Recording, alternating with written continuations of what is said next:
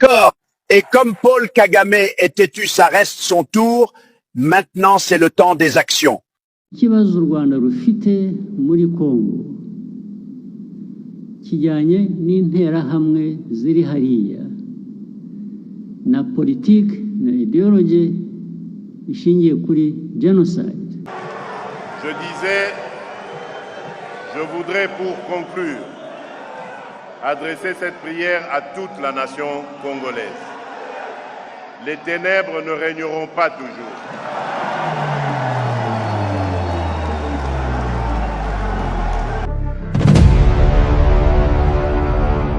Perezida wa Repubulika Iharanira Demokarasi ya Kongo yanengushye, ntabwo nari nzi ko yahinduka muri aka kanya.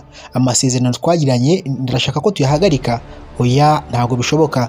Repubulika Iharanira Demokarasi ya Kongo twagiranye amasezerano menshi arimo n'ubucukuzi bw'amabuye y'agaciro, ariko kuko ibintu birimo biragenda gake cyane ngo nta kintu turi kumufasha, arifuza ko amasezerano twayahagarika akajya gukorana n'Uburusiya. Ati ibyo ntabwo bishoboka. Perezida Donald Trump yavuze ko amasezerano yagiranye na Repubulika Iharanira Demokarasi ya Kongo na perezida wabo Tshisekedi agomba gushyirwa mu bikorwa, ndetse n'amabuye y'agaciro agatangira gucukurwa ku neza cyangwa se ku nabi, bitewe n'uko Leta Zunze Ubumwe za Amerika zitakwihanganira ko umuntu aziha amasezerano bakayagirana kandi bigatangira no gushyirwa mu bikorwa no kubitegura inzira bigomba gucamwo, nyuma na nyuma bakaza kuzihinduka ndetse bagahita bahindura ibyo ngibyo bari bavuganye mbere hose. Ntabwo bishoboka. Muri Repubulika Iharanira Demokarasi ya Kongo barakaye cyane nyuma y'uko ari biteze ko Leta Zunze Ubumwe za Amerika zigiye gusiba u Rwanda ku ikarita y'isi, ariko ntibabibone. Biteze ko nyuma y'uko u Rwanda rwemeye ko rukorana na M23, Leta Zunze Ubumwe za Amerika zizahita zohereza ingabo ndetse no kugaba ibitero kuri ziriya nyeshyamba ndetse no ku Rwanda, ariko ibyo ngibyo ntabwo byigeze biba.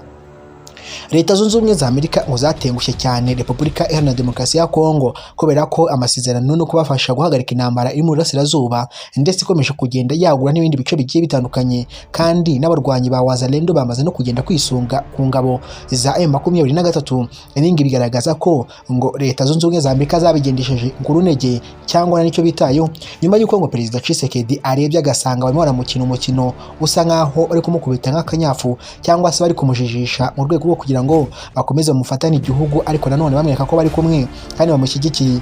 Ibi ngibi rero ngo nyuma yo kubivumbura yashatse kureka gukorana na Leta Zunze Ubumwe za Amerika kuko cyane ngo ni inshuti n'u Rwanda, ngo bitewe n'uko ngo babanye mu bihe bya mbere, banakoranye mu bihe bya mbere, ngo bityo rero ngo wasanga barapanze bakagambana ndetse n'amabuye y'agaciro akajya yinjira mu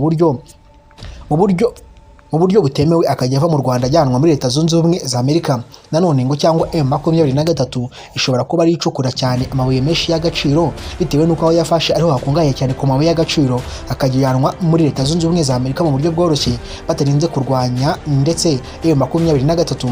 Ibyo ngibyo Tshisekedi akimara kubibona ese yisunga igihugu cy'Uburusiya. Ni bombori ku baperezida bagera kuri batatu, haba Perezida Paul Kagame, Donald Trump na Tshisekedi, ndetse bose nta n'umwe uri kuvuga rumwe n'undi, buri wese aravuga ibye. Perezida Donald Trump ntabwo yumva ukuntu Leta ya Repubulika Iharanira Demokarasi ya Kongo yahita ihagarika amasezerano mu buryo bwihuse kandi mu buryo nanone budasobanutse, kandi nanone ngo bakajya gukorana n'igihugu cy'umwanzi w'Uburusiya n'umwanzi wa Leta Zunze Ubumwe za Amerika nk'Uburusiya. Ati rwose ntibishoboka.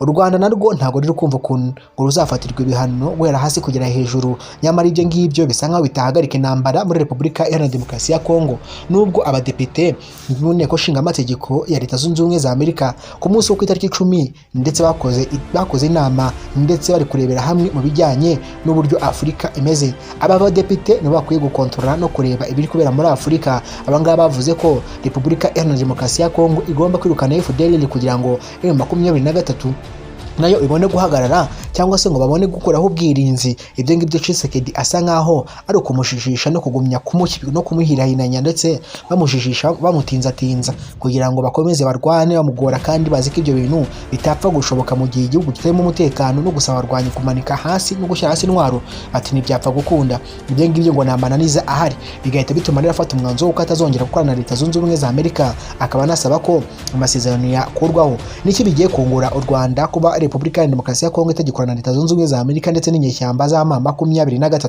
n'ubundi ku ntambara iri kuba nta kintu Leta Zunze Ubumwe za Amerika zibafasha, nta ntwaro, nta basirikare, nta n'ubundi bufasha baba usibye kubabwira ngo basinye amasezerano y'amahoro. Ibyo ngibyo nabyo ntabwo byigeze bihagarika intambara. Rero Tshisekedi n'ubundi arareba agasanga no gutubusa no kugumya muri biriya agasanga no gutubusa. Yavuze ko yashoye amafaranga menshi cyane mu mirwano na n'ubu ngubu akiyashora, ariyo mpamvu rero agomba gucuruza no gushaka abantu bafatanya kuri ubucuruzi bw'amabuye y'agaciro mu buryo bwimbitse kandi buhambaye. Bati ni gute Leta Zunze Ubumwe za Amerika zakomererwa ko zikorana cyangwa se u Rwanda rukorana na M23 ariko ntibabahane cyangwa se ngo babasabe guhagarika iyo mirwano vuba bwangu, ahubwo bakabyirengagiza bakagira nkaho batabibonye, ahubwo ngo no kuza mu nama bakavuga ngo twabonye abantu binjira, twabonye ingabo zinjira. Ibyo ngibyo ntabwo Repubulika ya Demokarasi ya Kongo ibishaka. Icyo dushaka, turashaka amahoro no guhagarara kw'intambara. Niyo mpamvu dushaka ibihugu rero bigomba kudufasha no kudushyigikira. Ayo ni amagambo ya Antonio Felix Tshisekedi Tshilomba. Yakomeje agira ati Leta Zunze Ubumwe za Amerika zirasa nkaho ziri kutubeshya nkaho turi abana batoya, ati ntabwo bizigira bishoboka. Niba ushaka gukomeza kumva kino kiganiro kuva tugitangiye tunakirangije, ndagusaba gukanda buto yanditseho subscribe ukandi no kunzogera, bizajya bigufasha kubona amakuru n'ibiganiro byacu bya buri munsi tugutegurira tunakugezaho amasaha 24. Ngiye kubwira ku mpande zombi icyo Donald Trump arimo arategura n'ibyo yashaka gufasha Repubulika ya Demokarasi ya Kongo, ariko nanone mu buryo bw'amagambo, kubera ko kubishyira mu bikorwa byo ntabwo bishoboka. Ngo wayikaze niba ari ubwa mbere ugeze kuri Xaf, kanda buto yanditseho subscribe kuri Xaf Info News ndetse ukande share ku nshuti zawe, like niba video niba wayikunze ujye muri comment y'ibitekerezo byawe kandi uze kumva ubone gutera comment. Ku munsi wo ku itariki 10 cyangwa se ku itariki 10 z'uko kwezi kwa kabiri muri no mwaka wa 2026, inteko nshinga amategeko muri Leta Zunze Ubumwe za Amerika, inteko y'abadepite yaricaye iraterana. Iyo nteko nshinga amategeko yaricaye nishinzwe kureba ibibera muri Afurika ndetse haganiriwe byinshi, banasaba Repubulika ya Demokarasi ya Kongo byinshi birimo no gusenya burundu umutwe wa FDLR. Nubwo Repubulika ya Demokarasi ya Kongo ibyo ngibyo itabikozwa, mu byo bagandiye basabye Repubulika ya Demokarasi ya Kongo kumvira kandi no kumvira ibyo no kubahiriza ibyo bikuye mu masezerano.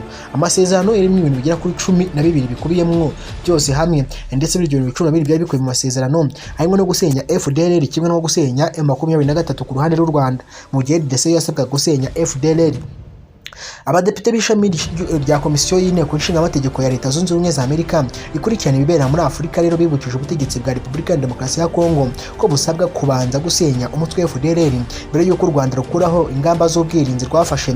Babigarutseho mu kiganiro cyabaye ku itariki 10 ko nabikubwiye, ndetse cyari kigamije guteza imbere amahoro n'umutekano mu Rwanda biciye mu masezerano ya Washington Trump yagiranye n'abagabo bombi, yaba Perezida Paul Kagame na Tshisekedi muri rusange.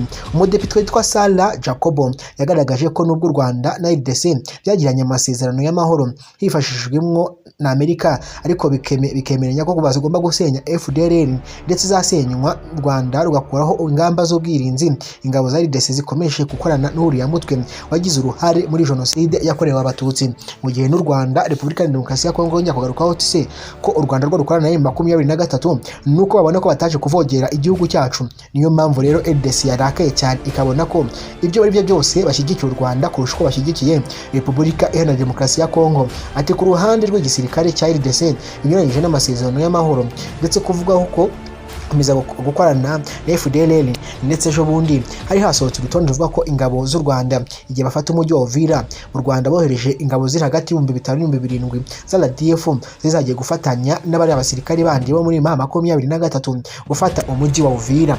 Ati umuyobozi wa kariya gashami Depite Chris Smith yagaragaje ko ari ingenzi cyane kuba u Rwanda rwaremeye gukuraho ingamba z'ubwirinzi, ariko ibyo bikagarukira gahunda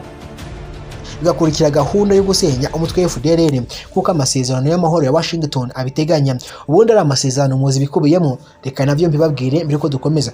Ubundi amasezerano nasinywe hagati ya Perezida Donald Trump na Perezida Paul Kagame na mugenzi wabo Tshilomba Tshisekedi. Ni amasezerano yari agamije ibintu bigera kuri 12. Ibintu bigera kuri 12, buri gitabo kimwe cyari kirimo ibintu bine, kandi buri gitabo kimwe buri perezida wese yagisinyeho. Bivuze ngo igitabo cya Tshisekedi kirimo amasezerano yiwe yagisinyeho, Perezida Paul Kagame agisinyeho na Trump agisinyeho, kimwe n'icya Paul Kagame cyari kirimo ibintu bine nawe agomba kubahiriza. Yagisinyeho Perezida Tshisekedi agisinyeho ndetse na Trump agisinyeho. Icya Trump nk'umuhuza nawe cyari kirimo ibintu bine, yagisinyeho Perezida Paul Kagame agisinyeho ndetse na Tshisekedi agisinyeho.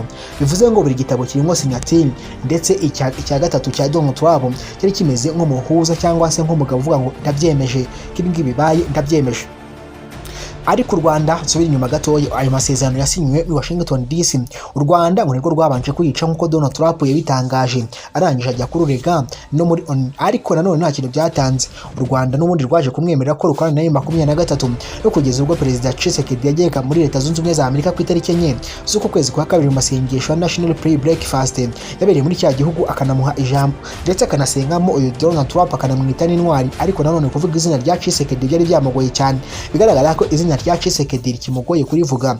Ibi ngibi byagaragaje ko Tshisekedi ngo yari afite ibyiringiro by'uko Leta Zunze Ubumwe za Amerika ziri kumufasha, ariko ngo yagiye gutungurwa n'inama yabaye ikaza nanone ivugira u Rwanda kurusha uko yareba ku ruhande rwa Repubulika ya Demokarasi ya Kongo. Ibyo ngibyo byanatumye Tshisekedi ahita yivumbura kuri Leta Zunze Ubumwe za Amerika, akabona ko nta kintu ari kubafasha nta nubwo babyitaye by'intambara, ahubwo baragumya gufata agace ku kandi n'ingabo za M23 zikomeza guhabwa umwitozo. Ingabo za Tshisekedi zarakubiswe kuko ngo zahuriranye n'uruhurirane rw'ibihugu bigera kuri 5 nkuko byavuzwe na Tshisekedi. Ati hari ingabo z'u Rwanda, akaba abanyekongomani n'ubundi bahoze mu gisirikare ndetse b'abanyamurenge bigumuye bakabikora bakurikiye Colonel Nanga, akaba igisirikare cya Uganda, akaba igihugu cya Kenya, yewe n'ingabo zo muri Qatar ngo umuhuza mukuru utanga n'intwaro. Ibi ngibi rero bikagaragara ko iki gihugu cya Repubulika ya Demokarasi ya Kongo n'ubu gikomeye cyane ko kimaze imyaka 30 yose kirwana ndetse gihura n'uruhurirane rw'ingabo batazagira ngo n'ubundi buhanga. Igisirikare cya Repubulika ya Demokarasi ya Kongo nacyo gifashwa n'abarwanyi, ariko nanone ibihugu bidafite intwaro zihambaye n'ibyo ngibyo nakubwiye nk'igihugu nk'u Burundi rwose cyasigajwe inyuma n'amateka ndetse n'ubukungu, nacyo nta kintu gifite gihambaye cyo kuba cyakoresha mu rugamba nko kurwana cyangwa se ngo ushake itsinzi. Ibyo ngibyo rero Perezida Tshisekedi akabona nk'ubugambanyi bwinshi nyuma y'ubugome bwo kubona nta kintu na kimwe bashaka kumufasha, ahubwo bari kumurabiranya no kugira ngo icyo bamushakaho ari ukugira ngo akubitwe bamutware imitungo yose n'abaturage bakomeza kuhapfira. Tshisekedi uri warahiye ko atazigera yicara ku n'imeza n'ibiganiro n'u Rwanda ndetse n'aziranye ishyamba, nyuma akaza kwemera ibiganiro nyuma y'uko bamukubise bamuteruye akabona naho ahungira, n'ingabo ziwe bazirashe zigahungabana ndetse zigatangira no guhunga, izindi zigafata umwanzuro wo kwiyunga kuri ziranye ishyamba, abandi bagaciza ubusamwo bagahunga bakanahungira mu Rwanda kuko abasuye muri Repubulika ya Demokarasi ya Kongo n'ubundi igisirikare birangiye kibakatiye igihano cy'urupfu. Ibyo ngibyo rero biza bishimangira ko ngo Leta Zunze Ubumwe za Amerika na Repubulika ya Demokarasi ya Kongo umubano wabo bafitanye ushobora kuba ugiye guhagarara mu by'ubucuruzi, mu kugarura amahoro n'ibindi, kimwe n'u Rwanda muri rusange. Abantu benshi bari biteze ko Leta Zunze Ubumwe za Amerika zigiye guhagarika ino ntambara imaze imyaka myinshi igera kuri 5 muri Repubulika ya Demokarasi ya Kongo ndetse n'imyaka 30 kuva yatangira nyuma ya jenoside yakorewe abatutsi, ndetse nanone iyo ntambara nanone ikaba inafite naho ihuriye n'imitwe igera kuri 150 ibarizwa mu ishyamba cya gihugu. Ibyo ngibyo rero Tshisekedi nyuma yo kubigenzura no kubireba neza no gushyamwa n'inyurabwenge n'abajyanama biwe babonye ko ari ukugumya bamushijisha, igihugu gifatwa gake gake ariko nta kintu bamufasha. Bati Leta Zunze Ubumwe za Amerika zabishatse intambara yahagarara mu minota itarenze 30, babasaba noneho guhagarara, babyanga bagakoresha imbaraga kubera ko bagiranye amasezerano no guhagarika ibi ngibi, nabo bagahita basenya FDLR mu buryo bwimbitse kandi buhoraho igasenyuka burundu. Ariko nanone ibyo ngibyo nta ufasha cyangwa se nta bushake babifitemo, no kujijisha, no kuza bakajijisha bakagaragaza nk'ari gukina politike ku muntu utarigeze ukina politike. Ndetse ibi ngibi bigaragara ko ngo Tshisekedi bamwise igicucu ndetse n'ikigo gitabasha kwitekereza cyangwa se kureba kure. Ngayo nguko byifashe rero ku ruhande rw'u Rwanda nagumye niyanda cyane kuri Leta Zunze Ubumwe za Amerika na Kongo. Ku ruhande rw'u Rwanda ariko nta kintu ruravuga cyangwa se ruhora rwicecekeye kugeza umunsi cyangwa se ku matariki nyakubahwa Perezida Paul Kagame avuga impamvu igisirikare cy'u Rwanda cyagiye muri Repubulika Iharanira Demokarasi ya Kongo. Kivuga ko muri cya gihugu hari mw'intera hamwe zahawe ijambo zigahabwa inifomu n'intwaro zigafatwa nk'abasirikare ba cya gihugu cya Repubulika Iharanira Demokarasi ya Kongo. Ibyo ngibyo ni byabaye intandaro yo kuba u Rwanda rwakohereza ingabo muri cya gihugu cya Repubulika Iharanira Demokarasi ya Kongo kujya gufatanya na 23 kubera ko ngo nabo bafite impungenge yuko bari abagabo bazongera kuza kuko bagiye batera u Rwanda ngo mu bihe bigiye bitandukanye, bityo rero ngo bigatera ibibazo bikomeye cyane no kuba batizeye umutekano w'igihugu muri rusange, bakabona ko ari ikibazo gikomeye cyane kinahungabanya gishobora no guhungabanya umutekano w'Abanyarwanda. Bityo rero u Rwanda rukabona nk'aho ari ubugambanyi cyangwa se kudashaka kubahiriza amasezerano no guhunga inshingano bya Repubulika Iharanira Demokarasi ya Kongo. Ni hano ngiye gusubikira kino kiganiro. Niba wagikunze ukande buto yanditseho subscribe, share, like na comment n'ibitekerezo byawe cyangwa se nk'ingingo z'ingenzi ushaka ko tuzatukugezaho, wishyira muri comment tujye tubasha kubana. Wowe ino ntambara yo muri Repubulika Iharanira Demokarasi ya Kongo uyibona izarangira gute udakurikije cyangwa se uri umufana? Ngiye mbabona Tshisekedi bisa nkaho byamurangiranye, kubera ko nawe mwizeje ubufasha birangira rwose, ariko ati muve muhagarike kurasa, muhagarike intambara, muhagarike kurasa. Ibyo ngibyo rwose ntibyahagarika intambara kandi izagumya kuba paka, kubera ko buri ushaka guhagarika ikintu ukoresha igitsure ndetse n'imbaraga zikomeye cyane. Ni hano nsubikiye, niba wankurikiranye cyangwa se twabanyegura ku munota wa mbere, kanda share, like na comment. Ujye no ku mbuga nkoranyambaga zacu zindi zigiye zitandukanye, Instagram, X yahoze ari Twitter, Facebook, hose ni Exafu Info News. Rero ndabakunda cyane, niba namwe munkunda mubinyereke mukanze share, like na comment. Ciao turi kumwe n'ibindi biganiro byacu bya buri munsi nakagaruka. Iyo ndirimbo ngiye kubasigiramo muze kuyishaka muyumve.